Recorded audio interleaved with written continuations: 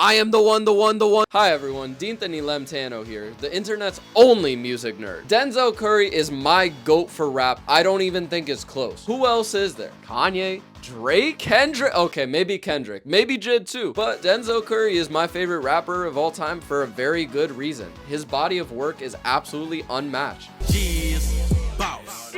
Make her drink the cum sauce. That exception aside, I just want to take some time just to explain to you why I think he's a very good rapper that everyone kind of underrates. And I'm just going to give you a heads up. This video is a video where I'm meat riding this man to the ends of the earth. Denzel up to this point has 5 albums on Spotify and a few EPs. I'm only going to talk about 3 of them, and I want to just direct you to the first album that exposed me to this master, Imperial. This is the first 10 that Denzel dropped. That's right, first 10. He has 3. What do you want in a rap album? Storytelling, bangers, chill vibey cuts. This here has everything. When this album was released in 2016, it was well received critically, but commercially it wasn't really that successful, and it started the meme of Denzel Curry being underrated.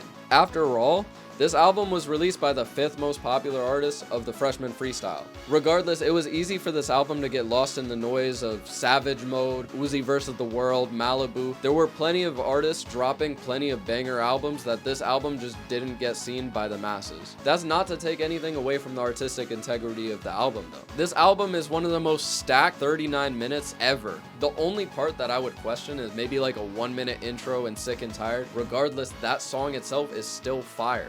And I would say every song on this album has its merit because it's such a concise 10-song project. And dog, I still get goosebumps listening to Zell chop it up with Joey on the song Zenith. Is a pretty solid banger, and it has an insane rhyme scheme. My only problem with it is I just can't sing it out loud because it's a slur. And I would say Me Now and If Tomorrow's Not Here are very underrated cuts, but overall very solid. The floor of this album alone is better than most artists' entire discography. So imagine you're Denzel, right? You drop this great album, but it didn't really receive too much commercial success. What are you gonna do for your next project? Drop something with commercial viability? That's not what Taboo is at all. Denzel decided for this project that he's gonna push his boundaries and do something that's entirely out of his league. A common theme with Zell's music is that it's continuously evolving. He's very, very versatile, and he's not afraid to try and experiment in each project. This constant evolution sets Denny Cascade far, far aside from any of his competition. He could just change subject matter, sounds, and pretty much anything. He's one of the GOATs of versatility. With Denzel, you're not gonna get 5 Drake albums that all sound the same in a row. Taboo follows an interesting structure for an album. Released over the course of 3 weeks, it has 3 different parts. 1 light, 1 dark, 1 gray. Light is written from a more positive mentality, whereas gray is more neutral, and dark, motherfuckers talking about killing people. It's kind of crazy. Bro went from talking about his mental health struggles on part 1 to straight demon time on part 3. And the musical evolution is fucking great. Bangers, in your bag cuts, songs to rock in the car with the homies, songs to get you off drugs. This album has it all. It's a very colorful palette, and every song has had its phase with me. Even songs I've criticized in the past, like Super Saiyan Superman, have been bops for me at certain times. This track list goes deeper than my ex after football practice. Some of the key songs that have changed my life are as follows: Mad I Got It, Perks, Vengeance, Black Balloon, Cloud Cobain, and the magnum opus, Sirens. What is there to say about this song? I know I do a lot of meat riding on this channel, but this song is an absolute masterstroke, and I have to break down exactly why for you for 1 second. Verse 1 is absolute heat being spat about police brutality, US corruption, the media's portrayal of rappers, and overall, why the world is some fuck shit right now. Verse 2 is literally Jid's best verse of all time, dog. It has an absolutely insane flow, a seamless transition from Denzel, and honestly, I don't even think Jid could top that verse. You can tell Zell and Jid, they were standing on business for the entire length of this song. Let me be real. Verse 3 should have won the song a Grammy. I don't know why Cardi B won the Grammy that year. This song alone should have won Taboo the Grammy just by itself. From verse 3, birds chirping, dogs barking, kids missing, milk cartons.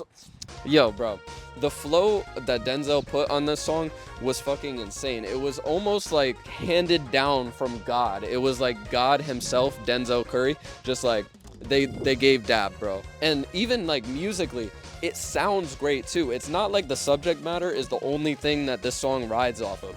Billie Eilish has a feature on the hook, and the hook is absolutely incredible, and you'll be singing it along. The instrumental changes towards the end, they get me every single time. The drums start to fade out, and then it really does just sound like Denzel's like, yo,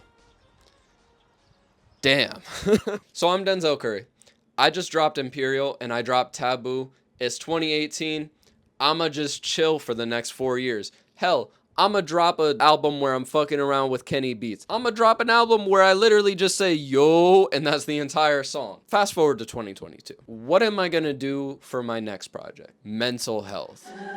Take a ride on my train of thought on March 25th, 2022, when Melt My Eyes, See Your Future dropped. From that point on, my eyes have been melted ever since. Denzel took a jazz direction with this album, which few rappers do, especially nowadays. The only rappers that actually try this direction are usually the GOAT contenders. We're talking Kanye, Tyler, Kendrick, and now Denzel is stepping up to bat. So how does it sound? Fucking peak. Immediately it sets itself aside from other rap albums with the song Melt Session 1. This is a raw confession from Denzel about his experiences since becoming famous and all of the trials and tribulations that come with it. Here, he's asking for forgiveness from the ones he's hurt. He talks about the alienation from former friends, wanting to unalive himself. It's kind of a deep verse, but he undercuts it with the fact that he's gonna keep walking in spite of all of that. To be honest, this is one of those albums that has to be experienced, and I don't want to talk too much about it because I think that everyone can glean something from listening to this album. It has a lot of relatable subject matter. While it's not the most original subject matter, the way that Denzel explores these topics is a lot different from other artists. He seems more inclined to give you solutions and be optimistic than to sell you doomsday like a lot of other artists are.